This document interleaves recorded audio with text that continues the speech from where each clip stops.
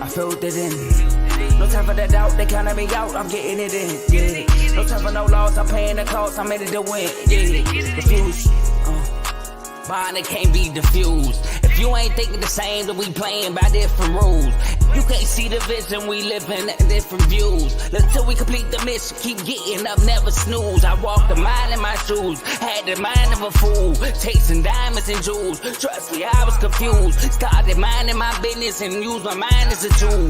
Ended up finding my purpose and found the time to get to it. They told me I couldn't do it, they told me I couldn't make it. They sold it, could never break it. That's sadly mistaken. I need a piece of the pie, I want it so bad I can taste it. They told me like Toby, keep on running toes, they gon' take a few to lose. Built to win, applied myself, I filled it in. No time for the doubt, they counted me out, I'm getting it in, yeah. No time for no loss, I pay for the cost, I'm winning to win, yeah. Refuse to lose, I'm built to win, applied myself.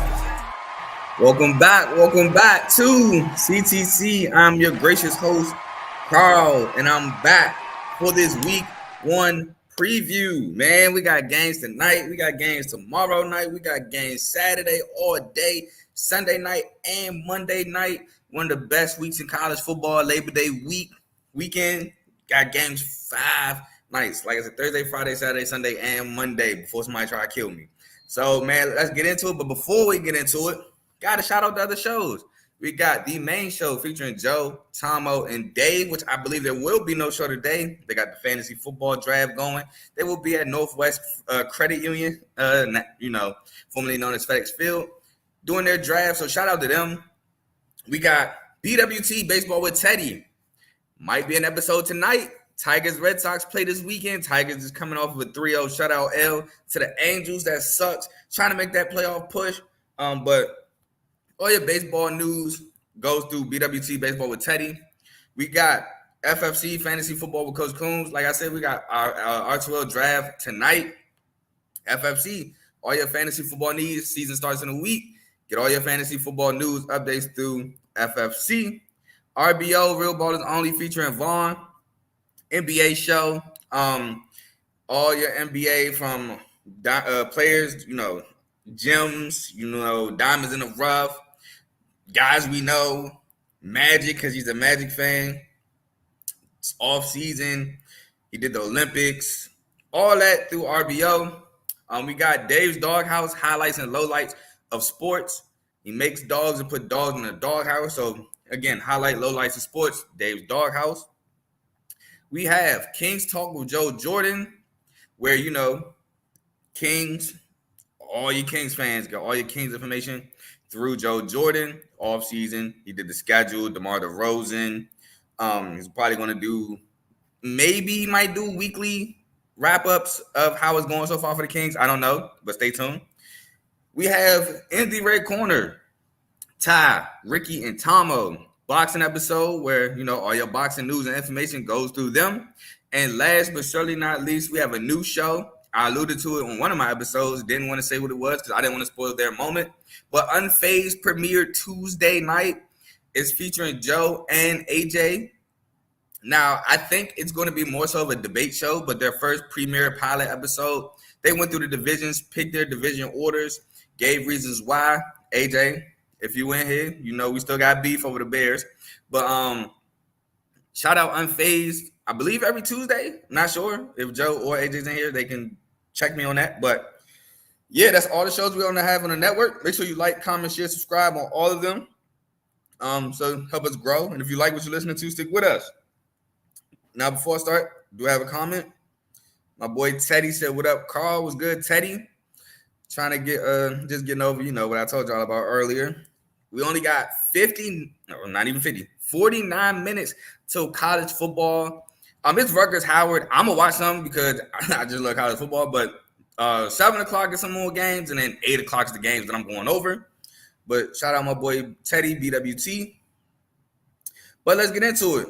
So this episode, I'm only doing Thursday night and Friday night. I will be back another day, probably Friday, maybe tomorrow, maybe Saturday morning, to go over Saturday only. And then I'm going to go over Sunday and Monday on Sunday, probably around like noonish, 1 o'clock, because there's no day games. It's only the Sunday night game, USC, LSU.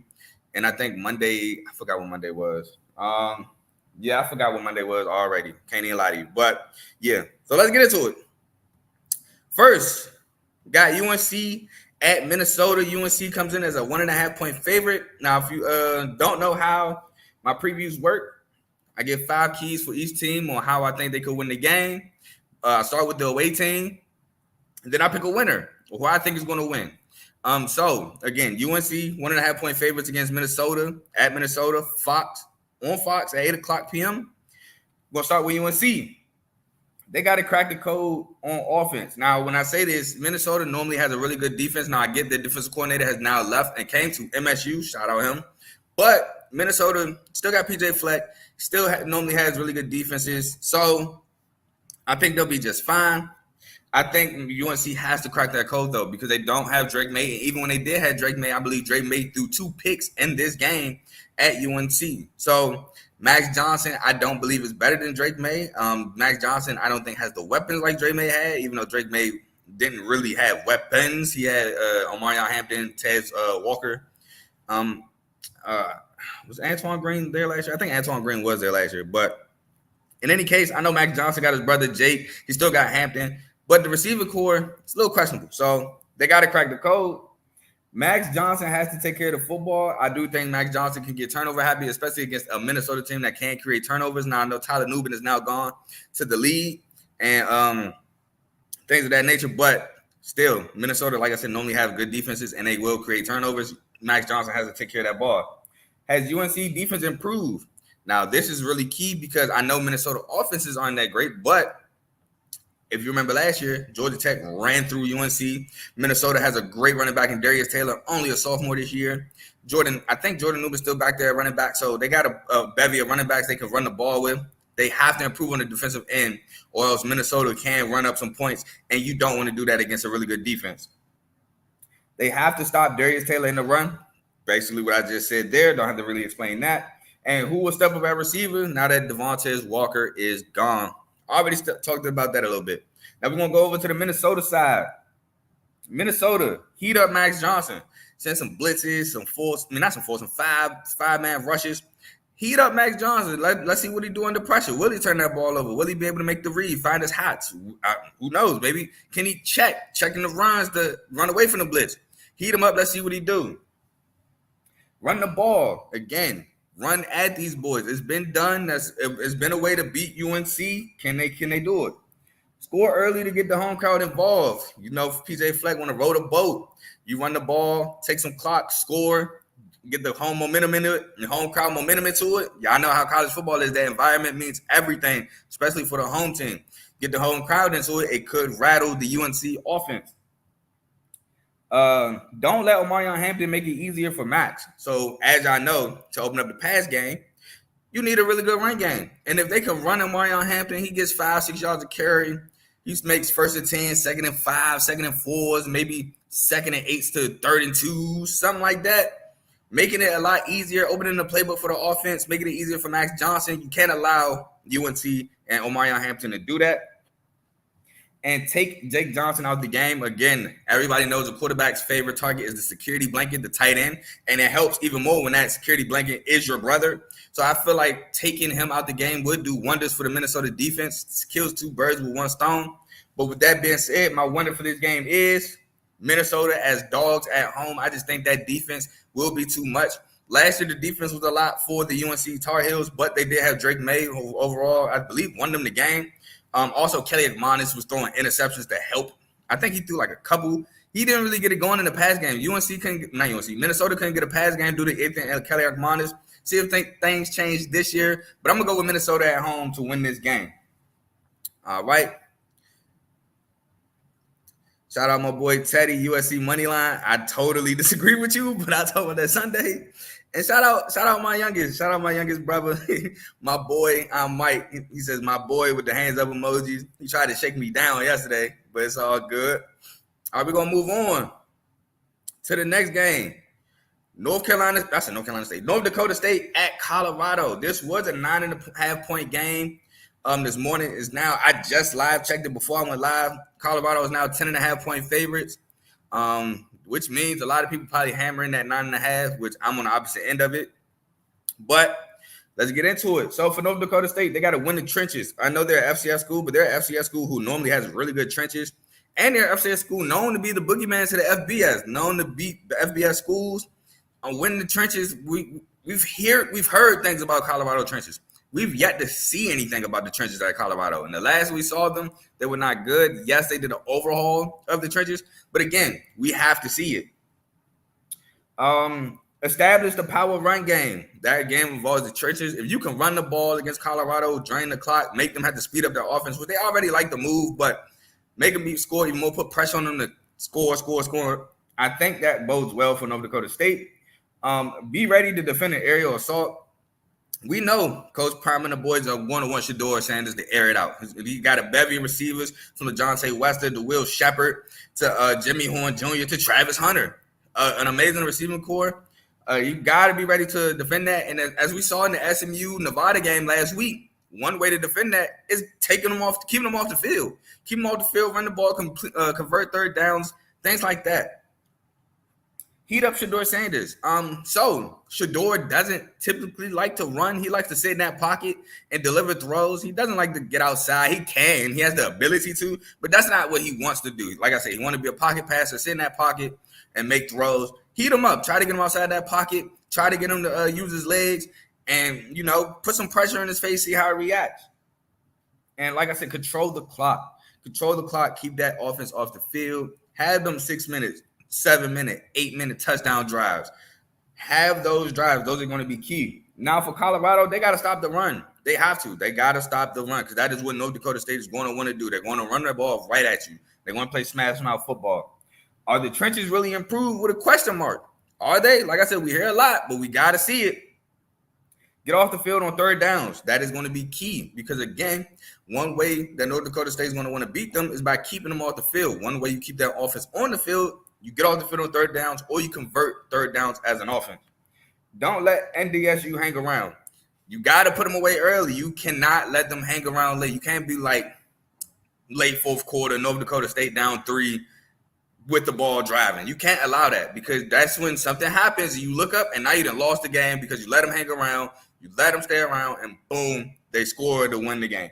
Got to put him away early. You got to keep Shedeur Sanders upright. You got to protect him. I know that was an issue last year. Got to keep him in that pocket, allow him to be comfortable, allow him to deliver the throws that y'all know he can make to those receivers, like I said, on the outside. Just keep him upright. Now, for my winner, I do have Colorado winning this game. I do think it's close. I think a lot of people think this might be a blowout. I think a lot of people are underestimating North Dakota State. But I think Colorado wins this game in a tight one at home. All right. We got my boy I'm Mike with the laughing emojis. Teddy says Colorado money line. 302 touchdowns for Shedeur. Not too mad at that stat line. And then he said 100 plus for Travis Hunter. I don't know if Travis Hunter. I can't. It's whole hard to predict Travis Hunter because he plays both sides of the ball. And even Coach Prime, he man, I be wanting to save him from himself. Take him out the game, but he'll curse me out if I do that. The football mind that you says he can't play that much to do that because he's playing both sides on the collegiate level. But then it's bruh, dog. So I really can't tell you. But we're going to move on. We're going to move on to – so my banner pop up. Coastal Carolina at Jack State. Jack State comes in as a 3.5-point favorite. This game is at 8 o'clock on CBSN. Y'all know – huge Jack State fan from last year. Let's get into it. Coastal Carolina has to contain Zion Turner. If you know Rich Rod, he's going to recruit you a running quarterback. He's going to recruit a running back. A quarterback who can run for 100, maybe throw for 150. He's going to have a dynamic offense. He's going to run that option. You got to contain him. Defense has to be conditioned. You also know Rich Rod. He's going to run that no huddle, that hurry-up offense. It's going to be a lot of tempo. You got to be ready to defend that. You got to be ready to get the calls in, get set, and be gap disciplined against Jack State. Be better to defend a heavy rushing attack because they will run at you. They got the running back transfer from Georgia, Andrew Paul. Zion Turner could use his legs. So they're going to run at you. Defend the security blanket, Sean Brown. Again, y'all know me. I feel like he's one of the best tight ends in the country. He's looking to have a big year this year. And what's every quarterback's favorite weapon? The security blanket. Sean Brown. Shout out Sean Brown. And can they execute to hurry up better than Jacksonville State? So Coastal, they like to run the hurry up too, especially under Jamie Chadwell. They did. So if they can execute it better, they might win this game. But for Jacksonville State, how well will Zion Turner play? He's coming from UConn. Yeah, he's coming to Jack State. I think he's going to fit Rich Rod's scheme, but how well will he fit the scheme? Getting third and short situations to sustain drives. With a running team, you don't want to be in 38s, 39s, not even 36s. You want to be in, like I said, 33s or less so you can run the ball, keep the playbook open, keep the defense on their toes, and keep them honest. So you got to be in third and shorts. Contain Ethan Vasco, who can use his legs. He will use his legs. So you got to contain him. And besides containing him, Zion Turner got to use his legs. Even on passing downs, on passing situations, when he's dropping back, if the lane is there, take it. Take it. Make the defense honest. And then be ready to also defend a heavy rushing attack because both of these teams will run the ball. I think Coastal will throw the ball more than Jack State, but Coastal, they do rely on the run game too. But my winner in this one, y'all know I'm going with Jack State at home. One of the home opener last year, albeit against UTEP. Still won it. Another home opener again for Rich Rod. I think Rich Rod wins his second FBS home opener as Jack State head coach. And then we move on to Friday. But before we move on to Friday, got to read these comments. Yeah, I feel you. Teddy says, yeah, I feel that with Hunter. He then says, I think he will decide on one when he goes pro. Oh, he's going to have to decide on one when he goes pro. And I think it needs to be receiver. He needs to be a receiver, but he's a better receiver than me than he is a corner. I've been saying that since he left high school. I think he's a better receiver. And he said, don't let the DoorDash hear that. Hey, man, I don't think Zion Turner is going to the league. So, bro, not even going to know who that is. So, don't worry about it. But that's an inside joke, by the way. If you want to be a part of the jokes, the chats, sign up, become a member of the R2L network. You'll get what me and Teddy talking about. But for the Friday night games, we have first FAU at Michigan State on Big Ten Network at 7 o'clock. Michigan State coming in as 13.5-point favorites. Was 14.5 at one point, dropped to 13.5 ever since I looked. But I honestly at first didn't want to preview this game. But one, there wasn't too many games to preview Friday. And two, I previewed this game because if we are as good as I think we're going to be, we better beat FAU by more than 2 touchdowns. So I just said, forget it. I'll preview it. So for FAU to have a chance, they have to have the defense improve. They weren't that good defensively last year. They were pretty decent offensively last year. Now their best weapon has gone to Colorado and LeJohn State Western, but they were pretty decent offense. They can move up and down the field, but defense has to improve to stay in this game. They're going to have to contain Aiden Childs, who we all know can use his legs. Not much film on Aiden Childs, but I know he can use his legs, so they're going to have to know that, and they better contain him. Don't let this game become a shootout. If this game becomes a shootout, which I don't think it will be, but if MSU starts scoring a lot of points, they're not going to be able to keep up because MSU, although their defense needs to improve as well, I think it's good enough. Well, even I'm just saying going off last year. If this was the team last year, like a matchup last year, I think that defense would have been good enough to stop FAU. So they cannot allow this to be a shootout. They have to win third downs on both sides of the balls. So that means executing on offense and getting off the field on defense. Got to win on third down, and they have to win the trenches because MSU going to run the ball. We're going to run the ball right at you with Nate Carter, and if you don't stop it, it's coming. It's coming. If we can win the game running the ball, that's what we'll do. Now for MSU, the Childs era is here. Redshirt freshman, so we believe him to have at minimum another year, at maximum another 4. So let's start off with a W. Let's see how he does. They have to establish the run, bully him. Like I said, got to win them trenches. We're going to run at you. If we're going to get 4 yards a pop, run at him and keep bullying him. Use the security blanket, Jack Valen, another guy that I think is a really great tight end coming over from Oregon State. They got a little bit of chemistry probably from practice at Oregon State. Only developed it more in practice at MSU. So I think he got to use him a lot. Score early and often. Like I said, if we continue to score, I think our defense will be just fine to stop them from scoring a lot of points. And force a Cam Fancher turnover.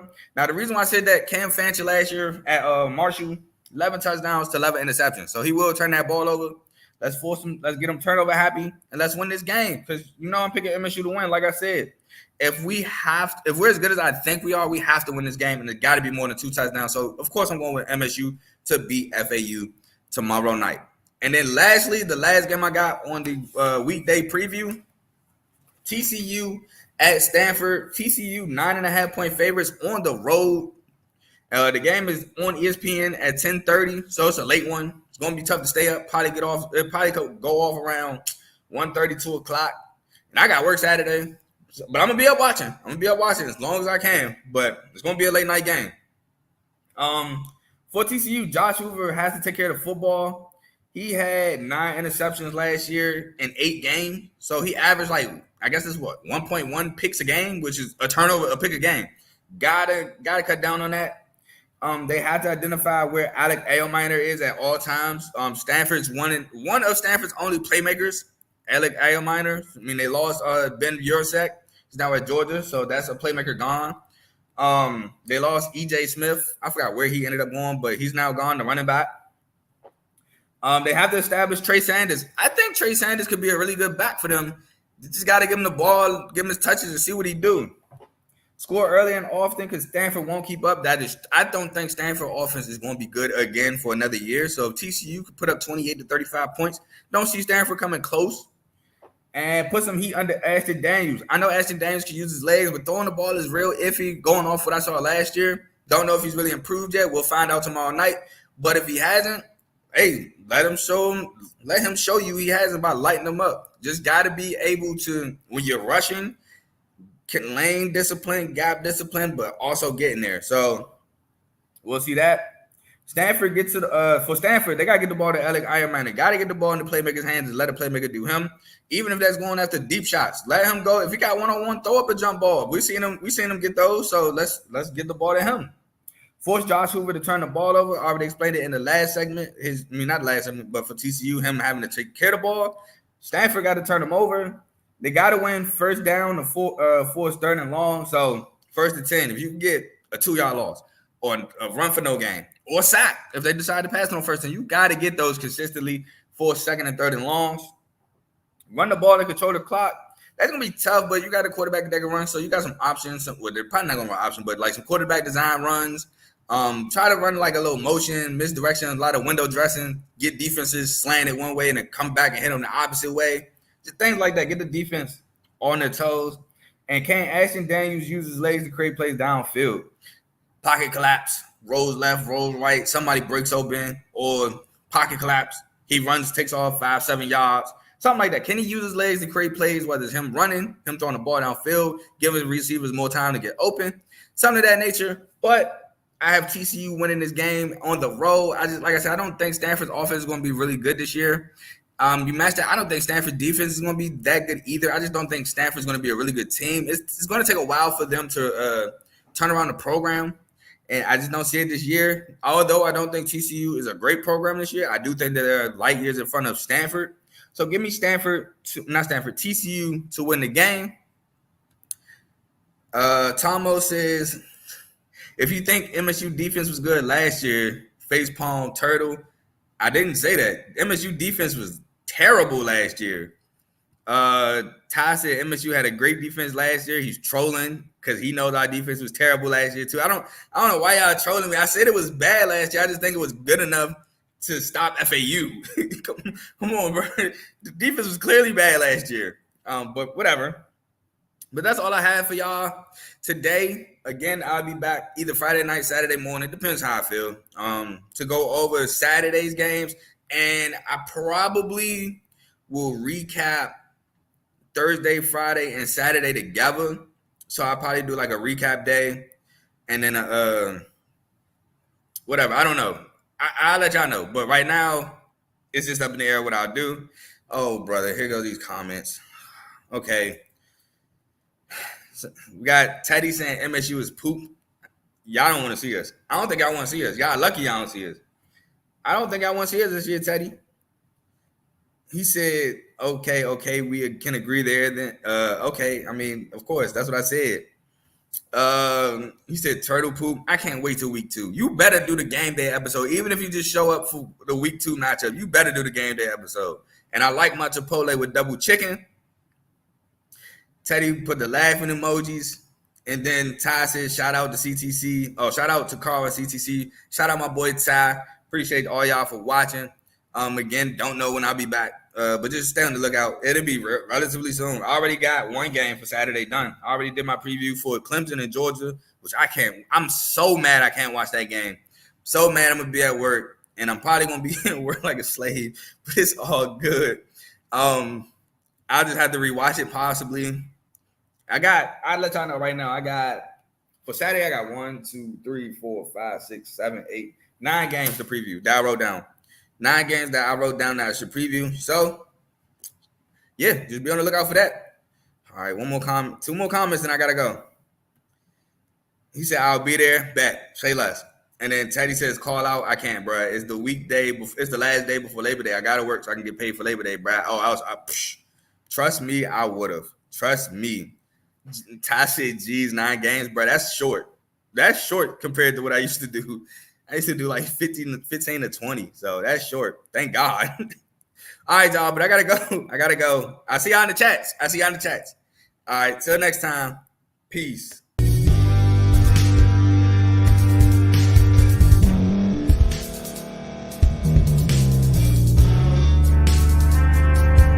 Thank you for staying to the end. If you're watching this on YouTube, please like this video, subscribe, and also hit that notification button so you can be notified next time we put out a video. If you're listening on any podcast platform, subscribe and hit that notification button, y'all, so you can be notified we put out another podcast audio. And last but not least, hit that share button. No matter what you're listening to or watching it, hit that share button and send it to somebody that you know that would love to watch this episode you just listened to. So once again, thank you for staying to the end, and we'll see y'all in the next episode.